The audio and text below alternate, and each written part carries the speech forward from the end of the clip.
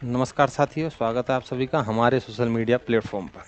साथियों, आज हम यहाँ पर बात करेंगे एक मुख्य भर्ती परीक्षा जो कृषि पर्यवेक्षक की है उसको लेकर, उसके क्योंकि जो प्रस्तावित है मार्च में होनी है, मार्च 2026 में होनी है, उसको लेकर बात कर लेते हैं। सबसे पहली बात, हम किस भर्ती परीक्षा की बात करते हैं? कृषि पर्यवेक्षक। पर्यवेक्षक जो 2026 में होगी, 2026 में होगी। और साथियों, जिसे इंग्लिश में कहा जाता हूँ एग्रीकल्चर सुपरवाइजर। साथियों, इस भर्ती परीक्षा को लेकर बात करें तो इसके लिए जो तिथि निर्धारित की गई है वो कौन सी तिथि निर्धारित की गई है? इसके लिए तिथि निर्धारित की गई है 8 मार्च 2026।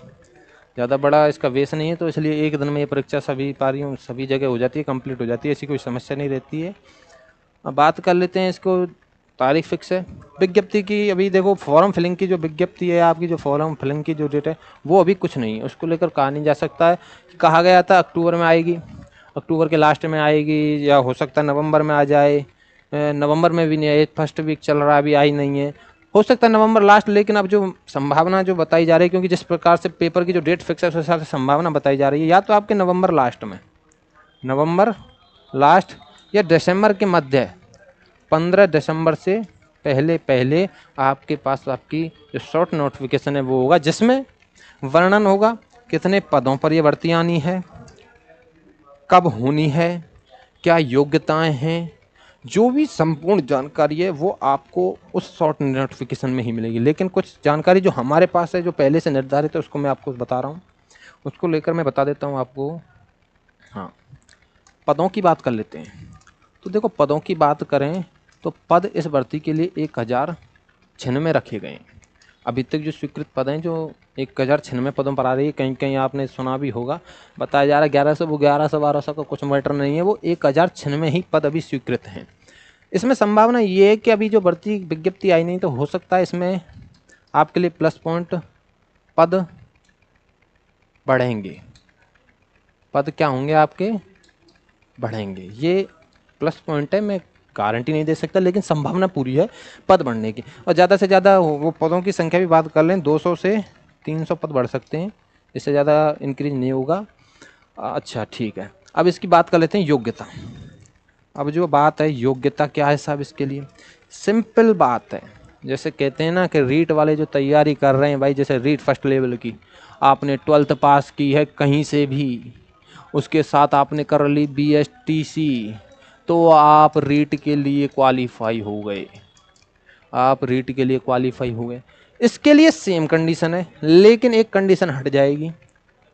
12th पास, 12th पास, लेकिन वो किससे होनी चाहिए? केवल और केवल एग्रीकल्चर से, अर्थात कृषि विज्ञान जो आपका विषय है 12th का, 11th 12th का, उससे आपके पास 12वीं पास होनी चाहिए, तो ही आप इस भर्ती के लिए योग्य हैं। प्लस पॉइंट क्या रहता है आपके लिए? प्लस पॉइंट यही है, कोई भी अन्य वर्ग का छात्र, आर्ट का, मैथ साइंस का, बायो का, कॉमर्स, मतलब जो भी सब्जेक्ट अन्यथा चल रही हैं, उनके छात्र इस भर्ती में, जो अभ्यर्थी हैं जो तैयारी कर रहे हैं, वो इस भर्ती में अपना भाग्य नहीं आजमा सकते हैं। ये केवल और केवल एग्रीकल्चर सुपरवाइजर के लिए। और एक और बात बताता हूँ, सबसे बड़ी जो सूचना आपके लिए, हो सकता है कि ये जो भर्ती है